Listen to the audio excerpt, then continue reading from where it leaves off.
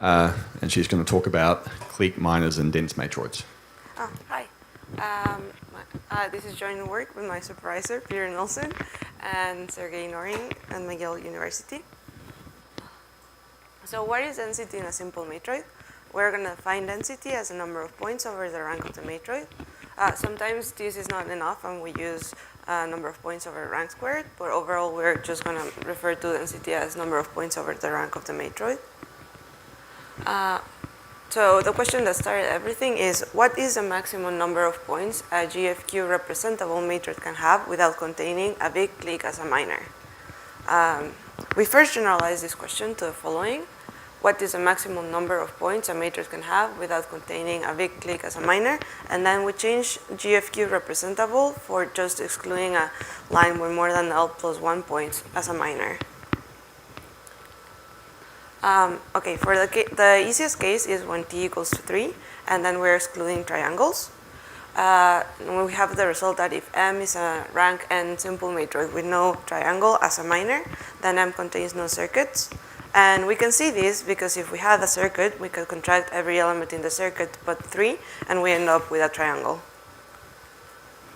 What about the case of graphs?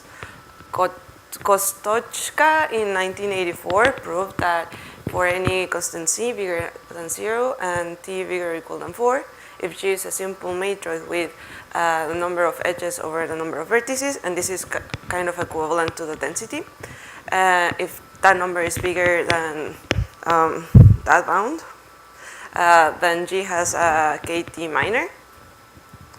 And we actually are going to use that result, but anyway.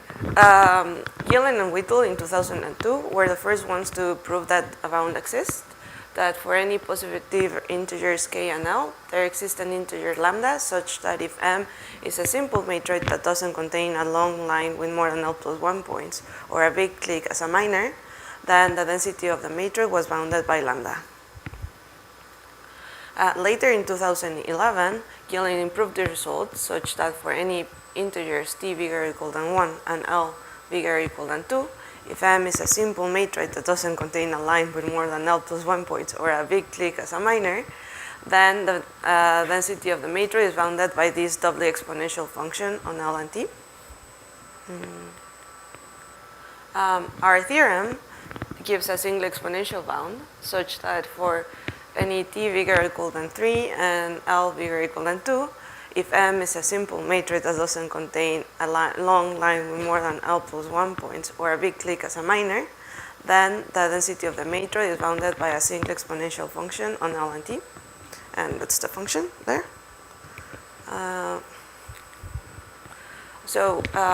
Why is this interesting? I first need to introduce what the growth rate theorem says. It was proven in 2009 by Gillen, Cavell, Kong, and Whittle. And it says that if M is a minor closed class of matrices, then either there exists a constant C that bounds the density of any simple matrix in the class, or the minor closed class contains all graphic matrices, and there exists a constant C such that the density of any simple matrix in the class is bounded by C times the rank of the matrix. Or there is a prime power q and a constant c such that M contains all GFQ representable matrices and the number of points is bounded by c times q to the rank of the matrix for all simple matrices in the class. Or finally, this minor closed class contains all simple rank 2 matrices. As a corollary from our result, we get that we improve the bound on the first one, on this constant c, such that for t bigger or equal than 3 and L bigger or equal than 2, if M is a matrix that doesn't contain a long line with more than L plus 1 points or a big clique as a minor, and M is a simple matrix, then the density of the matrix is bounded by that single exponential function. And this is because if we exclude this should not. Oh no, that's our result. Sorry. Yeah. So if L is bigger or equal than 2 and K is bigger or equal than 4 if H is a graph on K vertices and M is a class of matrix with no long line with more L than L plus 1 points, or the matrix that comes from the graph H as a minor, then the density of the matrix is bounded by that single exponential function for all simple matrices in the minor closed class. And this is because if we exclude M of H as a minor, we also can also exclude if we exclude the complete graph on the same number of vertices as this H, we're also excluding that graph. So is this the best possible? To attempt to answer this question, I first need to introduce what an n-T-crown is.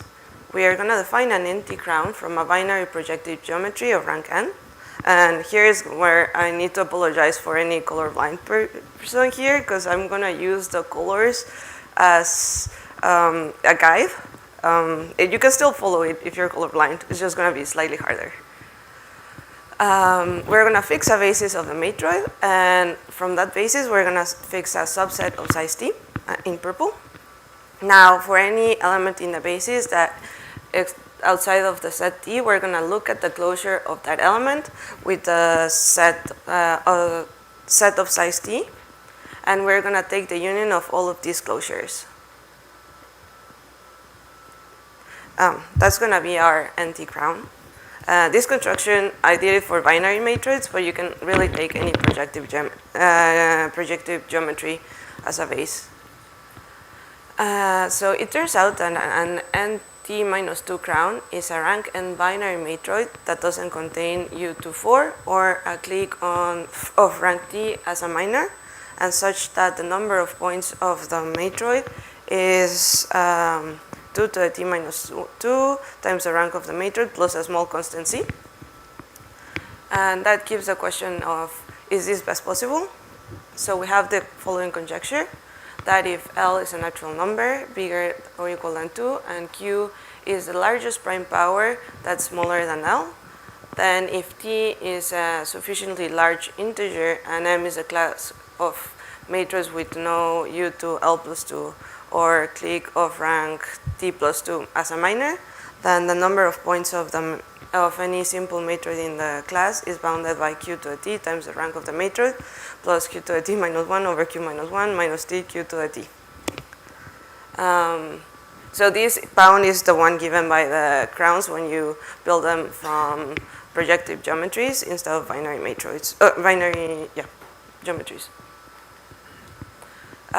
To prove the theorem, I first need to introduce what a tower is. A one tower in a matroid M is simply a non-loop element, E1. And this is the definition of a tower. If you don't follow this definition, I'll show you how to build a tower later, but I guess I should probably read the definition. For any n bigger or equal than 2, we recursively define an n tower in a matroid M to be a family of elements of the matroid labeled by all the non-empty subsets of 1 to n, and such that they satisfy the following 3 conditions. The first one is that the element Ex, where X is a subset of 1 to n, is parallel to this element Ex union n whenever I contract En. I'm going to call the elements labeled by E1 to En joints of the matroid. The second condition is that there exists a subset of 1 to n such that that Ex is not parallel to Ex union n. So we know it's going to be parallel once I contract n, but I don't want it to be, like, there has to exist at least one that's not parallel to Ex union n. And the third condition is that if I look at all the elements labeled by the elements not containing n, and the set labeled by all the elements containing n, then both of them are going to be a tower of height less than the original tower whenever in both M and M contract En. So if you don't understand that, it's easier to show you how to build one. As we said, one tower is just one element. Now, to construct a 2 tower, we start from a joint E1, and we add a new joint E2. And then we're going to look at the line between E1 and E2, and we're going to add a new element. These 2 constructions are unique. From now onwards, it's not going to be unique how we build towers. To build a 3 tower, we start from a 2 tower, and we add a new joint, E3. Then we're going to look at the line span between E3 and all of the elements in the previous tower, and we're going to add elements in them following some rules. The first one is that no element can be parallel or equal to the new joint we are adding. So in this case, we have that E23 and E123 are parallel to E3, and we don't want that, so this is not a 3 tower. The second condition is that if I look at all the new elements I added, except the new joint, these are going to make a tower of height 1 less than the tower we are building. So in this case, E1, E123, and E23 are a 2 tower, because they're in a line. And the third condition is that at least one joint is lifted. And when I say lifted, I mean it's non-parallel to the element in the tower we started with. So for example, here, E23 is not parallel or equal to E2. Okay, here's a more general construction. We start with a 5 tower, somewhere there in blue, and we add a new joint, E6. We look at the lines span between E6 and each of the elements in the blue tower, and we add some elements in those lines. They can be equal to the element in the original tower here, or they can be lifted, but they can never be parallel to E6, which is the new joint we're adding. Now the other condition we're going to ask is that all of the new elements we added, so the purple ones, are a tower of height 5. So I think this is a good time to remember what we are trying to prove, and that is that if we have a matroid M that doesn't contain a line with more than L plus 1 points, or a big clique as a minor, then any simple matroid, then if M is a simple matroid, the density of the matroid is bounded by this single exponential function. Okay, the idea of the proof is the following. It has 2 steps. The first one is we start with a huge density matroid when huge density is just a constant C. And in the first step, we use the density of this matroid to find a tower of large size as a minor, where the rank of this minor is going to be log of the density of the original matroid. So the KDS for the step 1 is to use that the number of 1 towers is simply the number of points, and we know we have a lot of these because we started with a matroid that had huge density, and then we recursively bound the number of T towers in a matroid of M by taking advantage on the bound on the number of T minus 1 towers of the matroid. So what ways can there be to reduce the number of T towers by contracting? We want to avoid these ways, because we want to keep the density. And we want to keep the number of towers whenever we contract. The first way is to contract an element E in the span of the tower, and that would just destroy the whole tower. Luckily, Kung proved that if M is a simple matroid that excludes a very long line with more than L plus 1 points as a minor, then the number of points is bounded by L to the rank of M minus 1 over L minus 1. And as a result, we can bound with L to the T the number of points in the span of the tower. These are the points we want to avoid, or at least we want to know how many we have that will destroy this tower. Now the second way we can reduce the number of T towers is by contracting is whenever we identify a bunch of T towers into a single one whenever we contract an element X. So for example here, all of these towers, whenever I contract X, will get contracted into the blue one. And that makes us sad. Given an element X in the matroid and a fixed n tower T in M contract X, we can bound the number of n towers in M that are identified to T whenever I contract X. So here we want, like, the picture you should have in your heads is I have a tower T and an element X, and I want to count the number of towers purple that whenever I contract X, they're going to be identified to the blue tower. Luckily, it turns out all of these purple towers that get identified to the blue one will have to have their joints in the line span between the joints of the blue tower and X. So for example, the joints of the purple one will have to be between E1 and X, and so on. Since we are excluding lines with more than L+1 points, we can count the number of points in the lines between each of the joints and X. It's at most L+1. And we don't want the tower to have a joint in X because it's still a tower of height n whenever I contract X. So there's at most L points in the line between each of the joints and X, which means that there are at most L to the n and towers that are identified to T whenever I contract X. Okay, for the second step, we're going to use the structure of towers to find a clique where the rank of the clique is around police of the rank of the tower we started with. For this step, I need to introduce two very special towers. The first one is a complete tower, and this is the definition of a complete tower, but since it's very technical, it's better that I show you how to build one from a previous one. To build a complete tower, I start of height n. I start with a complete tower of height n-1, as before, and then I add a new joint, and then we know we need to add all the new joints in the lines between E1 and En. And once I added the joints, the tower is determined because we know that all the new elements we're adding are going to have to build a tower.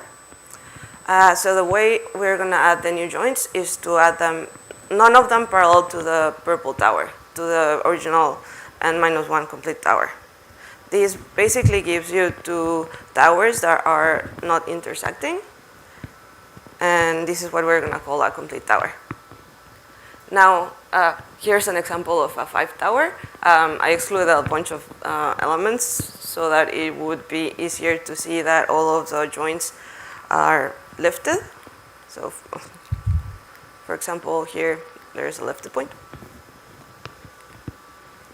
Now, M paths are the complete opposite of complete towers. So whenever in complete towers, we lifted all the joints. For M paths, we have to lift one point. That was in the definition of our towers, but we're only gonna lift one of the joints. So again, M paths are gonna build recursively. We start with an n-1 path, and we lift one of the joints, but exactly only one of the joints. And that's gonna give us an n path. So for example, here, E1n is going to be parallel to E1 or equal.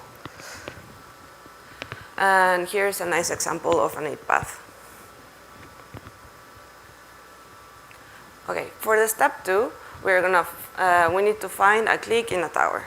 The way to do it, we start with a tower of very large height, h, and then we're going to use we used Ramsey type arguments to get either a path of height square root of h or a complete tower of height square root of h around. And then we use more standard techniques to using the structure of this to find a complete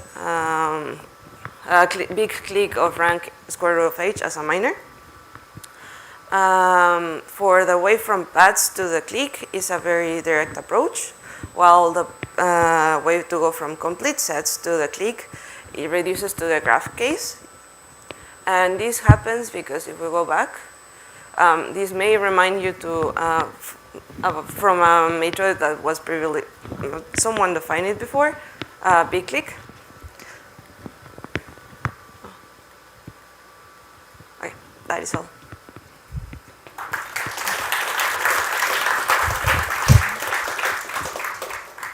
Thank you, Fernanda. We have time for some questions. Can you go back to the conjecture that you had? Yeah.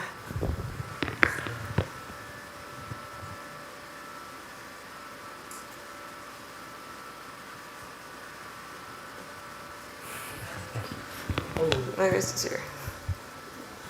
You already passed, maybe? Did I?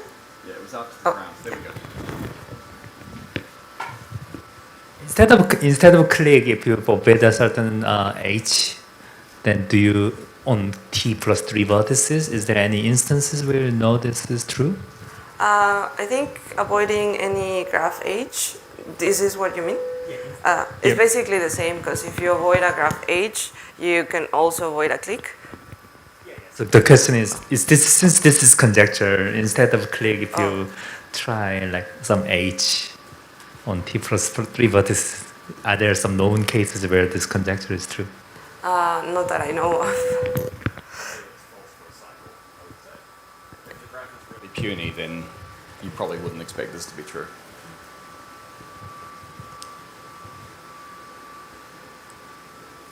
Are there any other questions? If not, then let's thank Fernanda again.